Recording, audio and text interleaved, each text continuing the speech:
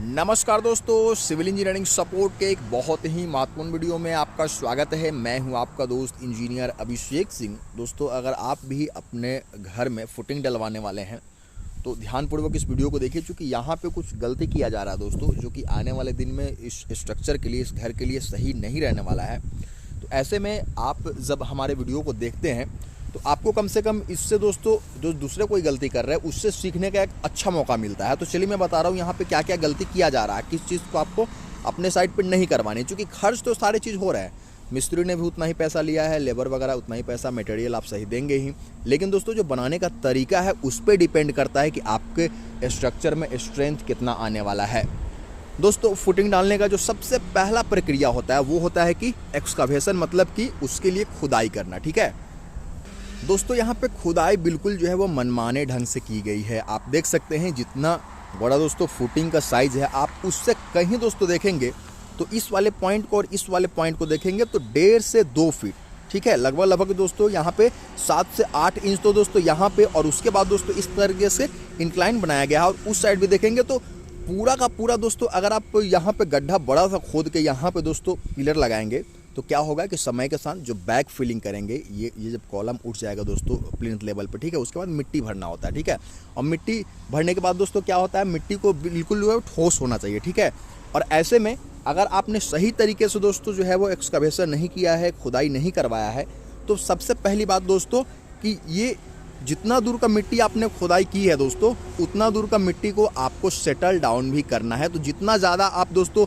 Area की खुदाई करवाएंगे फिजूल में, उतना ज़्यादा आपका दोस्तों कॉलम का जो सेटल होने का दिक्कत होता है, जो चांसेस होते हैं कि कॉलम किसी एक तरफ झुक जाता है या फिर दोस्तों धंस जाता है, वो बहुत ज़्यादा होगा। इसलिए जितनी आवश्यकता है दोस्तों उतना ही आपको जो है वो खुदाई करवानी है। पहला पॉइंट तो यहाँ हो गया। दूसरी पॉइंट दोस्तों, ठेकेदार का यहाँ पे गलती आप देख सकते हैं, बिल्कुल जो है वो बिना किसी शटरिंग मटेरियल के यहाँ पे ढलाई कर दिया गया। ईंट को लगा करके, ईंट लगाने का एक चीज़ मैं आपको बता रहा हूँ दोस्तों, 110% आप मान लीजिए कि जो लोग ईंट लगा करके ढलाई करते हैं वो लोग दोस्तों वाइब्रेटर का इस्तेमाल नहीं करते हैं।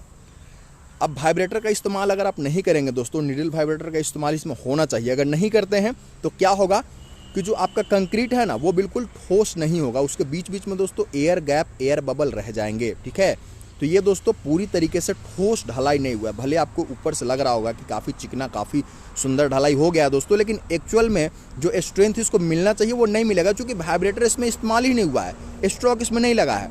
आप दोस्तों जब तक जो एयर बबल होते हैं उसको दोस्तों कंक्रीट देखते होंगे, जब छत की ढलाई होती है तो उसमें वाइब्रेटर चलाया जाता है। ठीक है, या फिर दोस्तों किसी रॉड वगैरह से स्ट्रोक लगाया जाता है। लेकिन दोस्तों यहाँ चूँकि यहाँ पे शटरिंग मटेरियल सही नहीं है, इधर स्ट्रोक लगाएंगे तो आपका जो सीमेंट स्लरी है वो ईंट से दोस्तों इधर फेंकने लगेगा। ठीक है, तो ऐसे में क्या होता है कि मिस्त्री काम चलाऊं ऊपर से बस चिकना कर देते हैं, अंदर से वही दोस्तों खोखला ढलाई होता है। तो ऐसा ढलाई आपको बिल्कुल भी अपने साइड पे तो कम से कम नहीं करवानी है। दोस्तों एक चीज़ यहाँ पे और नोट करने वाली है कि एक्चुअल में आप देखते होंगे इस तरीके के जब फुटिंग डालते हैं तो ट्राइपोजाइडल शेप बनाया जाता है। ठीक है, कुछ इस तरीके से आपको जो है वो शेप दिखता होगा, यहाँ से दोस्तों इस तरीके से कुछ शेप दिखता होगा, लेकिन यहाँ बिल्कुल फ्लैट फुटिंग किया गया है दोस्तों। और फुटिंग का जो एक्चुअल में दोस्तों मोटाई होनी चाहिए, जितना ढलाई होना चाहिए उतना यहाँ पे बिल्कुल भी आप देख सकते हैं कि किया गया नहीं है। तो ये चीज़ें आगे चल करके दिक्कत करती है दोस्तों, तब आप समझ नहीं पाते हैं कि दिक्कत कहाँ हो रहा है। लेकिन दोस्तों ये छोटी छोटी जो गलतियाँ हैं ना, यही आपके स्ट्रक्चर की मजबूती या फिर कमजोरी दोस्तों डिसाइड करता है।